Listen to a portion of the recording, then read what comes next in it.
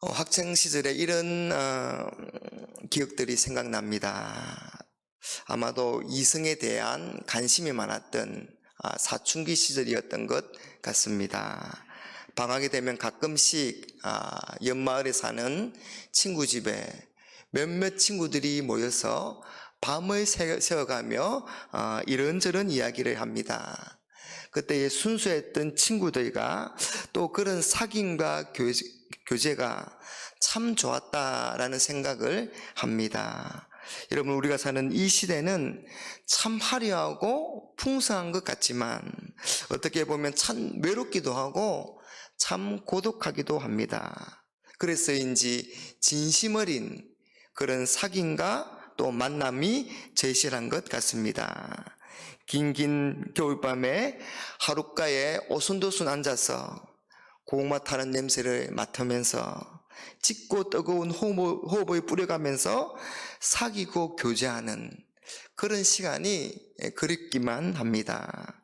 여러분, 하나님이 우리를 구원하신 중요한 목적 가운데 하나는 사귐과 교제입니다. 3절에 한번 보세요. 우리가 보고 들은 바를 너희에게도 전함은 너희로 우리와 사귐이 있게 하려 함이니 우리의 사귐은 아버지와 그의 아들 예수 그리스도와 더불어 누림이라.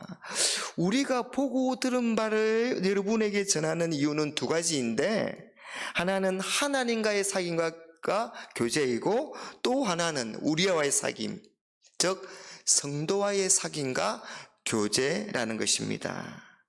요한이 복음을 전하는 것은 이 하나님과의 사귐과 교제, 그리고 성도와의 사귐과 교제의 놀라운 특권을 누릴 수 있도록 하기 위함입니다.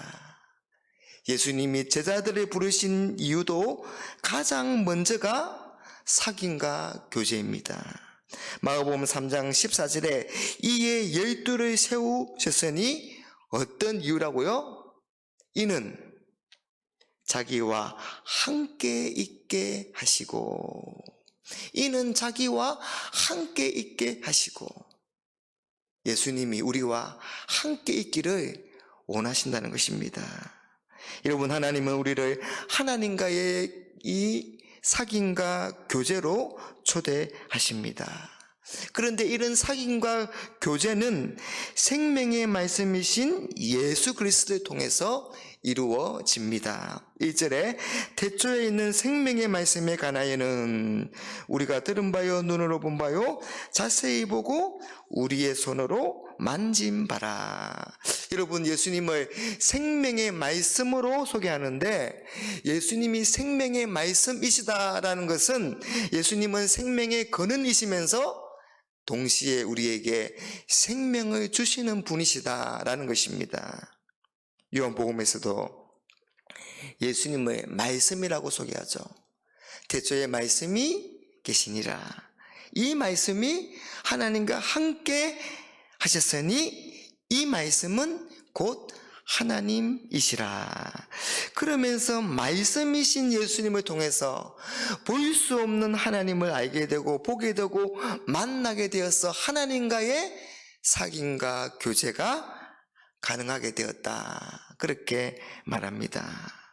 본래 하나님을 본 사람은 없으되 하나님 품속에 있는 독생하신 하나님이 나타내셨느니라. 말씀이 육신이 되어 우리 가운데 거하심에 우리가 그의 영광을 보니 아버지의 독생자의 영광이요 은혜와 진리가 충만하더라. 하나님의 그 영광과 하나님의 그 성품과 하나님의 그 진리와 그 하나님의 아름다움이, 그 모든 것이 예수님 안에서 완전하게 나타났다는 것입니다. 예수님을 통해서 생명이신 하나님이 세상에 나타나신 것입니다. 요한은 그런 예수님을 직접 보았고 들었고 또한 손으로 만졌습니다. 이것은 단순한 육체적인 체험뿐만 아니라 영적인 체험과 믿음의 고백을 말하는 것입니다. 그래서 예수님을 하나님의 아들로 믿는, 예수님을 구원자로 믿는 그 믿음이 주는 체험적인 그런 증거를 말하는 것이지요. 요한은 자신의 죄로 말미암아 원래는 죽음이었고 멸망이었는데 이 생명의 말씀이신 예수님으로부터 영원한 생명을 가지게 되었을 뿐만 아니라 그런 생명을 증언하는 증언자가 되었고 그 생명을 증언하는 곳에 생명과의 사귐과 교제가 이루어지게 된 것입니다. 여러분, 우리는 이런 생명을 전하는 자를 통하여서 생명의 말씀이신 예수님을 믿고 영원한 생명을 가지게 되었고 또 생명의 근원이신 하나님과 사귐과 교제를 누리는 그런 복을 받게 된 것입니다. 자, 그러면 생명이신 하나님과의 이런 사귐과 교제를 풍성히 누리기 위해서는 어떻게 해야 할까요? 그건 사귐과 교제의 대상이신 하나님을 제대로 알아야 하는 것입니다. 우리가 친구와의 사랑의 사귐을 가지려고 할 때 그 사귐이 더욱 깊어지고 의미 있게 되고 또한 아름다운 열매를 맺기 위해서는 그 친구를 알고 그 친구의 성품과 인격 앞에 합당한 반응을 해야 하는 것처럼 하나님과의 사귐과 교제를 위해서도 하나님을 제대로 알아야 하는 것입니다. 5절에 보니까 하나님은 빛이시며 어둠이 조금도 없는 분이시다, 그렇게 말합니다. 우리가 그에게서 듣고 너희에게 전하는 소식은 이것이니 곧 하나님은 빛이시라, 그에게는 어둠이 조금도 없으시다는 것이니라. 여러분, 하나님은 빛이시기 때문에 어둠과 조금도 공존할 수 없는 그런 분이십니다. 그래서 우리가 하나님과 사귐과 교제를 풍성히 누리기 위해서는 이 어두움과 죄를 멀리해야 되고 이 어두움과 죄의 문제를 해결해야만 하는 겁니다.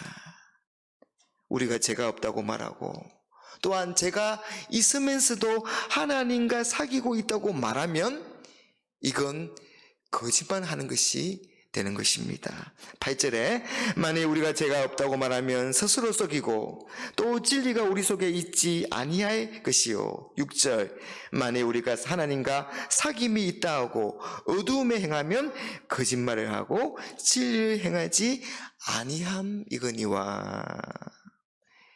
요한의 시대에 이단인 영지주의자들은 육체로 아무리 죄를 지어도 영혼은 범죄하지 않는다고 주장을 했습니다.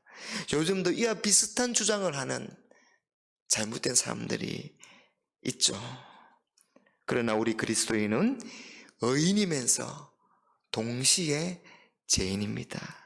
여러분, 우리는 예수님의 믿음으로 죄에서 해방되었고 결코 우리에게는 정죄함이 없습니다.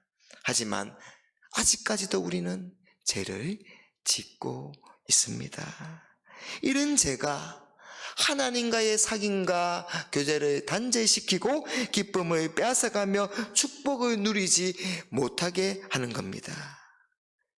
여러분, 어둠과 죄의 문제는 우리의 힘으로는 할 수 없지만 예수님 안에서는 해결이 가능합니다.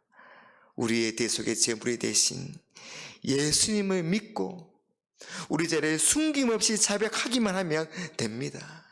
그러면 하나님이 용서의 은혜를 베풀어 주십니다. 이런 은혜를 의지하는 것이 하나님과의 사귐과 교제로 나아가는 길입니다. 여러분, 우리에게 가장 귀한 것은 생명입니다. 그렇지 않습니까?